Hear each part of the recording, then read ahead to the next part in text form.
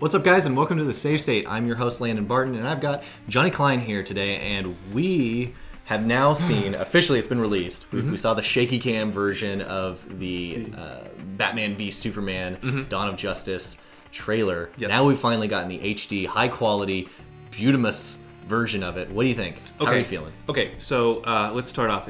Supposedly this movie is based off of Dark Knight Returns, an amazing graphic novel. Frank Miller book. Yeah, old Batman also fights the mutants, fights Superman kind of deal. What were you going to say? Well, it's also a fantastic animated film now, too, which can be more accessible for some people if they don't like to read graphic novels. The animated short film is pretty great. But definitely go out and find Dark Knight Returns. It's an amazing graphic novel. Yeah. So that's kind of where I have beef with this trailer, though, is having read that. So in the graphic novel, Superman actually is told by the president, "Hey, you need to go take care of Batman because Batman's being a nuisance." In this one, it seems like Batman's. There's the problem. This is like a teaser Batman's trailer. going after Superman, being like, "Yo, dude, you wrecked a whole city. Get out of our planet." Thematically, migrant. though, even if that is the case, it still would work because here's the thing. If you look into in the Frank Miller's graphic novel, the biggest issue here is Superman becomes, in essence, a lapdog of the United States government. The United States government is pointing the fingers at who is the bad guy and requiring people to register through the government. Yeah. Batman won't have that, and he wants to take charge. He wants to be the deciding factor in who necessarily is the bad guy, and he won't register himself. And so he might view this still as, Superman still might be this lapdog of the government. You see him in this trailer. He's got a worldwide presence. He's around the military. He's around the military. He's stopping a Russian. What was it? Like a satellite or a Russian missile satellite something? missile thing. Yeah. You see him in what looks like a third world country, a Day of the Dead type thing. You see Superman's global presence, and theoretically, that still could be from a government push. And so Batman could be seeing that and saying, like, this is not right. And so thematically, that still fits. That still fits within the world of what Frank Miller built within Dark Knight Returns. I think from the little bit, and again, this is a teaser trailer. This is, a snippet. We're not getting the full story. Yeah. But it thematically has so much stuff from Dark Knight Returns, especially starting off with all of the political starting points. You're getting the radio voices. You're getting the television interviews of people saying, like, who is this Superman character? Who is this? Is he more harm than good?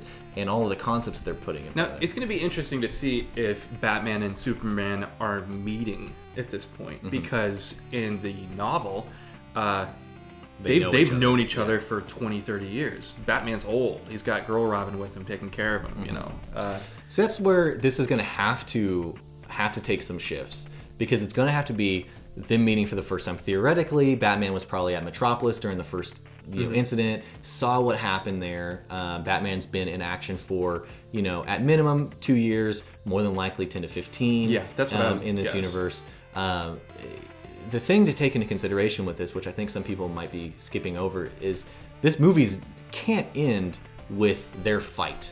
It has to end with, they have to fight, they have to figure out, wait a minute, we're not actually enemies to each other. The real threat is Lex Luthor, theoretically, building all of this stuff here, and then we have to basically become friends and form the Justice League to build towards the next few films. Okay, Star Trek movie, Spock and Kirk, this latest J.J. Abrams one, the whole movie they're fighting each other, but there's going to be an overarching story. Yeah, it's going to be Lex Luthor. They become best friends. They're Superman and Batman. They're best friends. Yeah, they love each other. So they just don't know it yet. Let's break down certain points within this trailer. And I think this trailer has a different tone than most of Scott Snyder's trailers. His trailers for like 300, Sucker Punch, for The Watchmen. Yeah, they're all action. And realistically, even the Superman Man of Steel trailer was fantastic and had a totally different tone than this. And I think that's might be part of a problem with some people. Full honesty, I am jazzed about this. But let's break down certain points of this. In every scene, except for at the very end when Superman drops down and faces Batman, Superman is always above everybody. conceptually speaking, they're trying to put him. The whole concept here is that he is being portrayed as this godlike figure, like Jesus. You know? Yeah, the light's coming out behind him, and he's so every single scene. If you see him in front of the soldiers, he's above them. If you see in front of that person, you know, looking up like this, he's above them. You know, there's no people in some of these shots, but he's also above all the people reaching out to him. Yeah, he's viewed as this larger than life character. So conceptually, that's pretty awesome. Except for when at the very end, you know, he is actually face to face with Batman. Bruce. You know, and things change, and they're pushing that concept of, you know, you see on the chest as the lights are turning on, you see false god written there, and you listen to Lex Luthor, Jesse Eisenberg talking about, you know, demons don't come from hell, they descend from above. Yeah. Devils don't come from hell beneath us. They brought their warrior. No, they come from the sky. The world has been so caught up with what he can do that no one has asked what he should do. It's like, conceptually speaking, this is brilliant. Yeah, people are not happy with Superman. And mainly so, I think Batman's going to be the one that does something about it. Was that the Batwing? I think so. Really? I think so, yeah. Man. We also saw, you know, the Batmobile briefly. Looks very Tumblr-esque. Yes, which I'm cool with that. I think a lot of other people too are having problems where they can't have their cake and eat it too. Where everybody complains about Superman, where they're saying Superman is this big blue Boy Scout. He's boring. He's impenetrable. The country always loves him. We're finally getting a story where Superman, the world is turning on Superman. Superman isn't viewed as the perfect person. He's not the big blue Boy Scout. This is what people have been asking for years. And then when this comes out and people are like, well, but he's not good, and why is he being portrayed as bad? It's like, freaking read Dark Knight Returns. Yes. Understand some of the comics here. Please. This is what they need to differentiate themselves from Marvel, and it might not work, but it might be great. Okay, so one way that I think this could work, because I'm of the mindset that they're going too fast. DC is going way too fast. Something that they might be able to do is how much time is taking place between the first Superman and this one? Enough time to rebuild a good portion of Metropolis. I would be willing to bet at least 2 years. At least 2 years. Make it like 5 or 6. Yeah.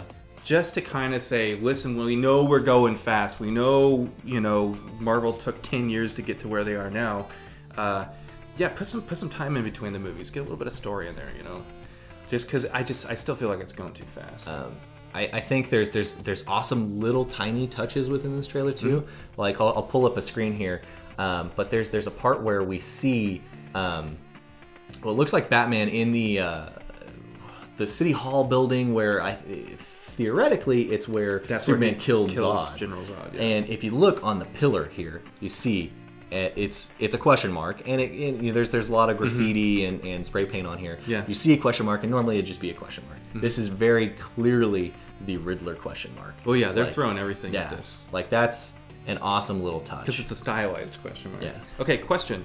At the very end, we see the bat suit, the full mechanized Iron Man bat suit, and he's facing off with Superman. And what's the question you ask him? He says, "Do you bleed?" Yeah. And there's a little bit of a pause, and he says, "You will." Tell me, do you bleed? You will. You will. Okay. Oh. Yeah. Like, yeah, that gave me goosebumps. Oh, man. The only thing that took me out of that moment was his altered voice, his digitally altered voice. Which it's in the suit. Yeah, I understand, but I don't know. I want to hear Ben Affleck's Batman voice so bad, and I thought that I was going to see it, and then I heard it, and I was like, oh, we got so much in this, though. I know. Like, that'd be cool, sure, but we got so much in this, and I mean, there's stuff like straight up out of the books too, like with him standing on top of that rooftop with the rifle. I want to see him do the pose like this in the graphic and novel, and the lightning behind him. Yeah. Oh, that'd be so good. I mean, and Bruce Wayne. I mean, him in his Batman suit. He's like the tank. bodybuilder guy. Yeah. It's straight up out of the books, man. Yeah. The big symbol. Yeah. Like, Christian Bale did a great job, but he wasn't huge. Yeah. And I'm not saying Ben Affleck's huge, but when he's in the suit and he's brooding, he looks big and he looks dangerous. Yeah. And we got our first look at Affleck as Bruce Wayne. They cut to him and they talk about he looks pissed. Oh, he's brooding. He's quintessential, just Batman brooding, just staring off, just kind of. This actually excites me because I feel like Ben Affleck has an opportunity to overact, and that's not Batman's style at all.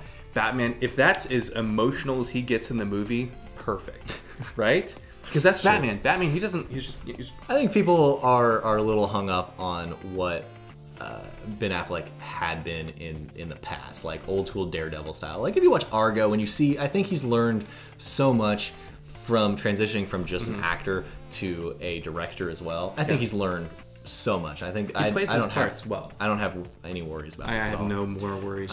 This isn't the Dark Knight. This isn't Christian Bale's Batman, and I don't expect it to be. I don't expect Jared Leto's Joker to be, Heath Ledger's Joker. It's going to be different, and it needs to be, and it should be.